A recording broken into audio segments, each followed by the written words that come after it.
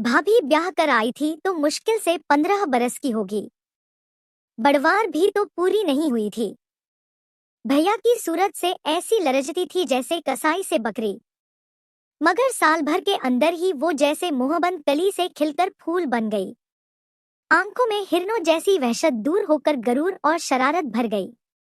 भाभी आजाद फिजा में पली थी, हिरनियों की तरह कुलांचे भरने की आदी थी, मगर ससुराल और मैका दोनों तरफ से उस पर कड़ी निगरानी थी और भैया की भी यही कोशिश थी कि अगर जल्दी से उसे पक्की गृहस्थन न बना दिया गया तो वो भी अपनी बड़ी बहन की तरह कोई गुल खिलाएगी। हालांकि वो शादीशुदा थी, लिहाजा उसे गृहस्थन बनाने पर जुट गए। 4-5 साल के अंदर भाभी को घिसघिसा कर वाकई सबने गृहस्थन बना दिया। 2-3 बच्चों की मां बनकर भद्दी और ठुस हो गई। अम्मा उसे खूब मुर्गी का शोरबा, गोंद सटूरे खिलाती, भैया टॉनिक पिलाते और हर बच्चे के बाद वो 10-15 पौंड बढ़ जाती। आहिस्ता आहिस्ता उसने बनना संवरना छोड़ ही दिया। भैया को लिपस्टिक से नफरत थी, आंखों में मनोकाजल और मस्करा देखकर वो चिढ़ जाते। भैया को बस गुलाबी रंग पसंद था या फिर लाल। भाभी ज्यादातर गुलाबी या सुर्ख ही कपड़े पहना करती थी, गुलाबी साड़ी पर सुर्ख ब्लाउज या कभी गुलाबी के साथ हल्का गहरा गुलाबी। शादी के वक्त उसके बाल कटे हुए थे, मगर दुल्हन बनाते वक्त ऐसे तेल चुपड़कर बांधे गए थे कि पता ही नहीं चलता था कि वो परकटी में है। अब उसके बाल तो बढ़ गए थे मगर पैदरपै बच्चे होने की वजह से वो जरा गंजी सी हो गई थी। वैसे भी वो बाल कसकर मैली धज्जी सी बांध लिया करती थी। उसके मियाँ को वो मैली कुचैली ऐसी ही बड़ी प्यारी लगती थी और मैके सुराल वाले भी उसकी सादगी को देखकर उसकी तारीफों के गुण गाते थे। भाभी थी बड़ी प्यारी सी, सुगढ़ नक्श, मक्खन जैसी रंगत, सुडौल हाथ पांव, मगर उसने इस बुरी तरह से अपने आप को ढीला छोड़ दिया था कि खमीरे आटे की तरह बह गई थी। उफ, भैया को चैन और स्कर्ट से कैसी नफरत थी। उन्हें ये नए फैशन की बदन पर चिपकी हुई कमीज से भी बड़ी घिन आती थी। तंग मोरी की सलवारों से तो वो ऐसे जलते थे कि तौबा। खैर भाभी बेचारी तो सलवार कमीज के काबिल रह ही नहीं गई थी। वो तो बस ज्यादातर ब्लाउज और पेटीकोट पर ड्रेसिंग गाउन चढ़ाए घुमा करती। कोई जान पहचान वाला आ जाता तो भी बेतकल्लुफी से वही अपना नेशनल ड्रेस पहने। कोई औपचारिक मेहमान आता तो अमूनन वो अंदर ही बच्चों से सर मारा करती। जो कभी बाहर जाना पड़ता तो लिथड़ी हुई सी साड़ी लपेट लेती। वो गृहस्थन थी, बहू थी और चहेती थी, उसे बन संवर कर किसी को लुभाने की क्या जरूरत थी। और भाभी शायद यूं ही गौडर बनी अधेड़ और फिर बूढ़ी हो जाती। बहुएं ब्याह कर लाती जो सुबह उठकर उसे झुककर सलाम करती, गोद में पोता खिलाने को देती। मगर खुदा को कुछ और ही मंजूर था। शाम का वक्त था, हम सब लॉन में बैठे चाय पी रहे थे। भाभी पापड़ तलने बावर्ची खाने में गई थी। बावर्ची ने पापड़ लाल कर दिए। भैया को बादामी पापड़ भाते हैं। उन्होंने प्यार से भाभी की तरफ देखा और वो झट उठकर पापड़ तलने चली गईं। हम लोग मजे से चाय पीते रहे। धान्य से फुटबॉल आकर एन भैया की प्याली में पड़ी। हम सब उछल पड़े। भैया हमारे गुस्से के भन्ना उठे। कौन पाजी है? उन्होंने जिधर से गेंद आई थी उधर मुंह करके डांटा। बिखरे हुए बालों का गोलमोल सर और बड़ी बड़ी आंखें ऊपर से झांकी। एक छलांग में भैया मुंडेर पर थे और मुजरिम के बाल उनकी गिरफ्त में। ओह! एक चीख गूंजी और दूसरे लम्हे भैया ऐसे उछलकर अलग हो गए जैसे उन्होंने बिच्छू के डंक पर हाथ डाल दिया हो या अंगारा पकड़ लिया हो। Sorry, I am very sorry, वो हकला रहे थे। हम सब दौड़ कर गए। देखा तो मुंडेर के उस तरफ एक दुबली नागिन सी लड़की सफेद ड्रेन टाइप और नींबू के रंग का स्लीवलेस ब्लाउज पहने अपने बालों में पतली तली उंगलियां फेर कर खिसियानी हंसी हंस रही थी और फिर हम सब हंसने लगे। भाभी पापड़ों की प्लेट लिए अंदर से निकली और बगैर कुछ पूछे ये समझकर हंसने लगी कि जरूर कोई हंसने की बात हुई होगी। उनका ढीला ढाला पेट हंसने से फुदकने लगा और जब उसे मालूम हुआ कि भैया ने शबन को लड़का समझकर उसके बाल पकड़ लिए तो और भी जोर जोर से कहकहे लगाने लगी कि कई पापड़ के टुकड़े घास पर बिखर गए। शबन ने बताया कि वो उसी दिन अपने चचा खालिद जमील के यहाँ आई है। अकेले जी घबराया तो फुटबॉल ही लुढ़काने लगी, जो इत्तिफाकन भैया की प्याली पर आ कूदी। शबन भैया को अपनी तीखी मस्कारा लगी आंखों से घूर रही थी। भैया मंत्रमुग्ध सन्नाटे में उसे तक रहे थे। एक करंट उन दोनों के दरमियान दौड़ रहा था। भाभी इस करंट से कटी हुई जैसे कोसों दूर खड़ी थी। उनका फुदकता हुआ पेट सहमकर रुक गया। हंसी ने उनके लड़खड़ा कर दम तोड़ दिया। उनके हाथ ढीले हो गए। प्लेट के पापड़ घास पर गिरने लगे। फिर एकदम वो दोनों जाग पड़े और ख्वाबों की दुनिया से लौट आए। शबन फुदककर मुंडेर पर चढ़ गई। आइए चाय पी लीजिए, मैंने ठहरी हुई फिजा को धक्का देकर आगे खिसकाया। एक लचक के साथ शबन ने अपने पैर मुंडेर के उस पार से इस पार झुलाए। शबन का रंग पिघले हुए सोने की तरह लौ दे रहा था। उसके बाल स्याह भौंगरा थे, मगर आंखें जैसे स्याह कटोरियों में किसी ने शहद भर दिया हो। नींबू के रंग के ब्लाउज का गला बहुत गहरा था। होंठ तरबूजी रंग के और उसी रंग की नेल पॉलिश लगाए वो बिल्कुल किसी अमेरिकी इश्तिहार की मॉडल मालूम हो रही थी। भाभी से कोई फुट भर लंबी लग रही थी, हालांकि मुश्किल से 2 इंच ऊंची होगी। उसकी हड्डी बड़ी नाजुक थी, इसलिए कमर तो ऐसी कि छल्ले में पिरो लो। भैया कुछ गुमसुम से बैठे थे। भाभी उन्हें कुछ ऐसे ताक रही थी जैसे बिल्ली पर तौलते हुए परिंदे को घूरती है कि जैसे ही पर फड़फड़ाए बढ़कर दबोच ले। उनका चेहरा तमतमा रहा था, होंठ भिंचे हुए थे, नथुने फड़फड़ा रहे थे। इतने में मुन्ना आकर उनकी पीठ पर धम से कूदा। वो हमेशा उनकी पीठ पर ऐसे ही कूदा करता था जैसे वो गुदगुदा सा तकिया हो। भाभी हमेशा ही हंस दिया करती थी, मगर आज उन्होंने चटाक चटाक 2-4 चांटे जड़ दिए। शबन परेशान हो गई।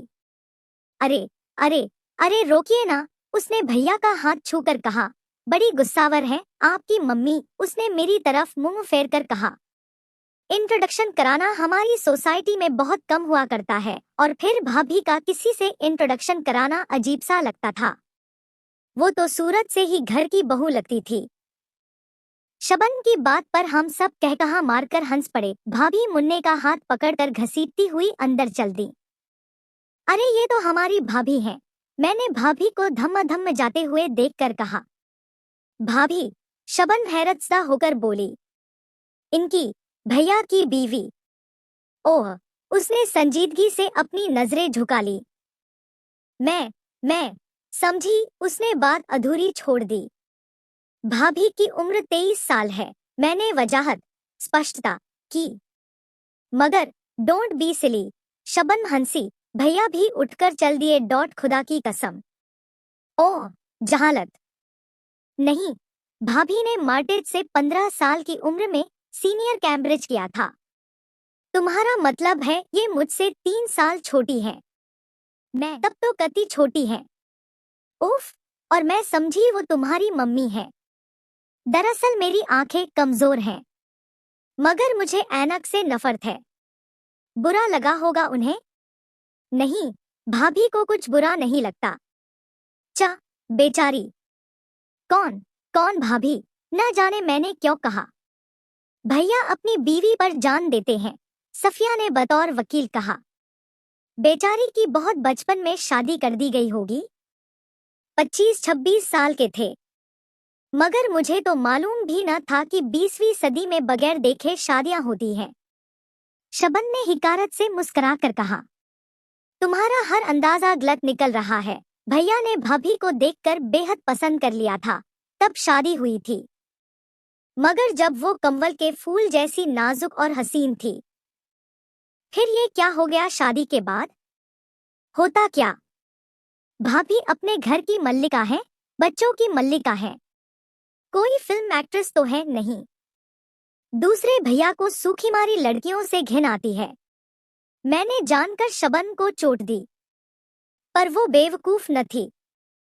भाई चाहे कोई मुझसे प्यार करे या न करे, मैं तो किसी को खुश करने के लिए हाथी का बच्चा कभी ना बनूं। और मुआफ करना, तुम्हारी भाभी कभी बहुत खूबसूरत होंगी, मगर अब तो ऊहा आपका नजरिया भैया से अलग है। मैंने बात टाल दी और जब वो बल खाती सीधी सुडौल टांगों को आगे पीछे झुलाती नन्हे नन्हे कदम रखती मुंडेर की तरफ जा रही थी। भैया बरामदे में खड़े थे। उनका चेहरा सफेद पड़ गया था और बार बार अपनी गुद्दी सहला रहे थे, जैसे किसी ने वहां जलती हुई आग रख दी हो। चिड़िया की तरह फुदक कर वो मुंडेर फलांग गई। पल भर को पलटकर उसने अपनी शरबती आंखों से भैया को तौला और छलावे की तरह कोठी में गायब हो गई। भाभी लॉन पर झुकी हुई तकिया आदि समेट रही थी, मगर उसने एक नजर न आने वाला तार देख लिया जो भैया और शबन की निगाहों के दरमियान दौड़ रहा था। एक दिन मैंने खिड़की में से देखा, शबन फूला हुआ स्कर्ट और सफेद खुले गले का ब्लाउज पहने पप्पू के साथ संबा नाच रही थी।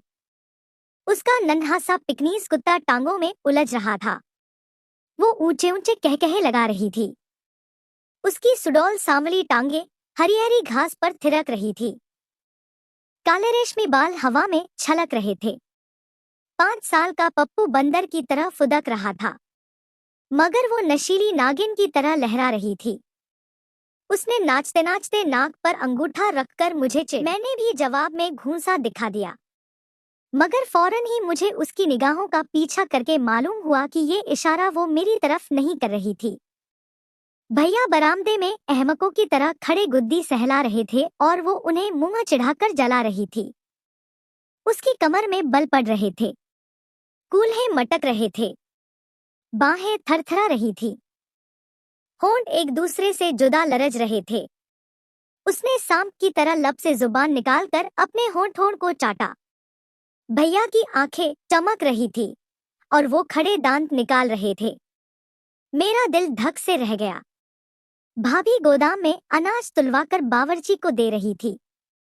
शबन की बच्ची, मैंने दिल में सोचा, मगर गुस्सा मुझे भैया पर भी आया। उन्हें दांत निकालने की क्या जरूरत थी? इन्हें तो शबन जैसे कांटों से नफरत थी। इन्हें तो अंग्रेजी नाचों से घिन आती थी। फिर वो क्यों खड़े उसे तक रहे थे? और ऐसी भी क्या बेसुधी कि उनका जिस्म संबा की ताल पर लरज रहा था और उन्हें खबर न थी। इतने में बॉय चाय की ट्रे लेकर लॉन पर आ गया। भैया ने हम सबको आवाज दी और बॉय से कहा भाभी को भेज दे। रसमन शबन को भी बुलावा देना पड़ा। मेरा तो जी चाह रहा था कति उसकी तरफ से मुंह फेर कर बैठ जाऊं, मगर जब वो मुन्ने को पद्दी पर चढ़ाए मुंडेर फलांग कर आई तो न जाने क्यों मुझे वो कति मासूम लगी। मुन्ना स्कार्फ लगामों की तरह थामे हुए था और वो घोड़े की चाल उछलती हुई लॉन पर दौड़ रही थी। भैया ने मुन्ने को उसकी पीठ पर से उतारना चाहा, मगर वो और चिमट गया। अभी और थोड़ा चले आंटी। नहीं बाबा, आंटी में दम नहीं, शबन चिल्लाई। बड़ी मुश्किल से भैया ने मुन्ने को उतारा, मुंह पर एक चांटा लगाया। एकदम तड़पकर शबन ने उसे गोद में उठा लिया और भैया के हाथ पर जोर का थप्पड़ लगाया। शर्म नहीं आती? इतने बड़े ऊंट के ऊंट छोटे से बच्चे पर हाथ उठाते हैं। भाभी को आता देखकर उसने मुन्ने को गोद में दे दिया। उसका थप्पड़ खाकर भैया मुस्कुरा रहे थे। देखिए तो कितनी जोर से थप्पड़ मारा है। मेरे बच्चे को कोई मारता तो हाथ तोड़कर रख देती।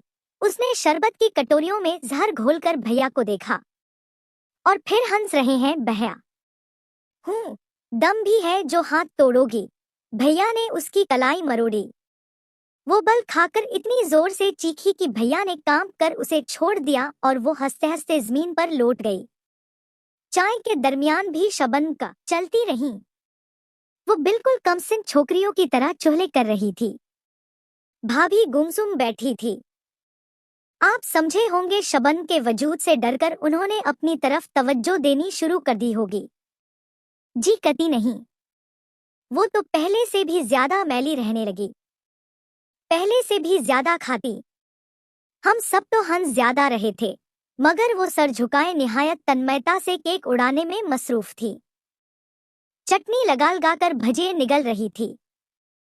सिके हुए टोस्टों पर ढेर सा मक्खन लगा खाए जा रही थी।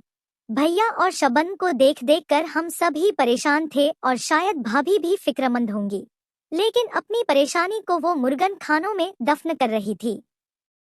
उन्हें हर वक्त खट्टी डकारें, आया करती, मगर वो चूरन खा खा कर पुलाव कोरमा हजम करती। वो सहमी सहमी नजरों से भैया और शबन को हंसता बोलता देखती। भैया तो कुछ और भी जवान लगने लगे थे। शबन के साथ वो सुबह शाम समंदर में तैरते। भाभी अच्छा भला तैरना जानती, मगर भैया को स्विमिंग सूट पहने औरतों से सख्त नफरत थी। एक दिन हम सब समंदर में नहा रहे थे। शबन दो धज्जियां पहने नागिन की तरह पानी में बल खा रही थी। इतने में भाभी, जो देर से मुन्ने को पुकार रही थी, आ गई। भैया शरारत के मूड में तो थे ही, दौड़कर उन्हें पकड़ लिया और हम सबने मिलकर उन्हें पानी में घसीट लिया। जब से शबन आई थी भैया बहुत शरारती हो गए थे। एकदम से वो दांत किचकिचाकर भाभी को हम सबके सामने भींच लेते, उन्हें गोद में उठाने की कोशिश करते, मगर वो उनके हाथों से बोंबल मछली की तरह फिसल जाती। फिर वो खिसियाकर रह जाते, जैसे कल्पना में वो शबन ही को उठा रहे थे, और भाभी लज्जित होकर फौरन पुडिंग या कोई और मजेदार डिश तैयार करने चली जाती। उस वक्त जो उन्हें पानी में धकेला गया तो वो गठरी की तरह लुढ़क गई। उनके कपड़े जिस्म पर चिपक गए और उनके जिस्म का सारा भौंडापन भयानक तरीके से उभर आया। कमर पर जैसे किसी ने रजाई लपेट दी थी। कपड़ों में वो इतनी भयानक नहीं मालूम होती थी। हंगा 4 बच्चे होने के बाद कमर। मेरे भी तो 4 बच्चे हैं। मेरी कमर तो डनलप पिल्लो का गद्दा नहीं बनी, उन्होंने अपने सुडौल जिस्म को ठोक बजाकर कहा, और भाभी मुंह थुथाए भीगी मुर्गी की तरह पैर मारती, झुरझुरियां लेती, रेत में गहरे गहरे गड्ढे बनाती मुन्ने को घसीटती चली गईं। भैया बिल्कुल बेतवज्जो होकर शबन को पानी में डुबकियां देने लगे।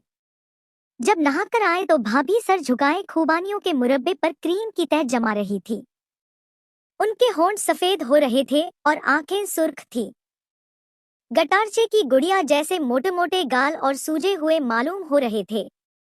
लंच पर भाभी बेइंतहा गमगीन थी, लिहाजा बड़ी तेजी से खूबानियों का मुरब्बा और क्रीम खाने में जुटी हुई थी। शबन ने डिश की तरफ देखकर ऐसे फरेरी ली जैसी खूबानियां न हो, सांप बिच्छू हो। जहर है जहर, उसने नफासत से ककड़ी का टुकड़ा कुतरते हुए कहा, और भैया भाभी को घूरने लगे, मगर वो शपाशप मुरब्बा उड़ाती रहीं। हद है, उन्होंने नथुने फड़का कर कहा। भाभी ने कोई ध्यान न किया और करीबकरीब पूरी डिश पेट में उंडेल ली। उन्हें मुरब्बा शुरबा खाता देखकर ऐसा मालूम होता था जैसे वो ईर्ष्याद्वेष के तूफान को रोकने के लिए बंद बांध रही हों। खुदा के लिए बस करो, डॉक्टर भी मना कर चुका है। ऐसा भी क्या चटोरपन, भैया ने कह ही दिया। मोम की दीवार की तरह भाभी पिघल गई। भैया का नश्तर चर्बी की दीवारों को चीरता हुआ ठीक दिल में उतर गया। मोटे मोटे आंसू भाभी के फूले हुए गालों पर फिसलने लगे। सिसकियों ने जिस्म के ढेर में जलजला पैदा कर दिया। दुबली पतली और नाजुक लड़कियां किस लतीफ और सुहाने अंदाज में रोती हैं, मगर भाभी को रोते देखकर बजाय दुख के हंसी आती थी, जैसे कोई रुई के भीगे हुए ढेर को डंडों से पीट रहा हो। वो नाक पोंछती हुई उठने लगी, मगर हम लोगों ने रोक लिया और भैया को डांटा। खुशामद करके वापस उन्हें बिठा लिया। बेचारी नाक सुड़कती बैठ गई, मगर जब उन्होंने कॉफी में 3 चम्मच शक्कर डालकर क्रीम की तरफ हाथ बढ़ाया तो एकदम ठिठक गई। सहमी हुई नजरों से शबन और भैया की तरफ देखा। शबन बमुश्किल अपनी हंसी रोके हुए थी। भैया मारे गुस्से के रुआंसे हो रहे थे। वो एकदम भन्ना कर उठे और जाकर बरामदे में बैठ गए। उसके बाद हालात और बिगड़े। भाभी ने खुल्लम खुल्ला ऐलान जंग कर दिया। किसी जमाने में भाभी का पठानी खून बहुत गर्म था। जरा सी बात पर हाथापाई पर उतर आया करती थी, और भैया से गुस्सा होकर बजाय मुंह फुलाने के वो खूंखार बिल्ली की तरह उन पर टूट पड़ती, उनका मुंह खसोट डालती, दांतों से गिरेबान की धज्जियां उड़ा देती।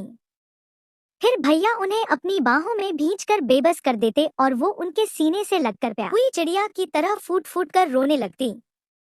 फिर मिलाप हो जाता और झेंपी खिसियानी वो भैया के मुंह पर लगे हुए खरोंचों पर प्यार से टिंचर लगा देती, उनके गिरेबान को रफू कर देती और मीठी मीठी शुक्रगुजार आंखों से उन्हें तकती रहती।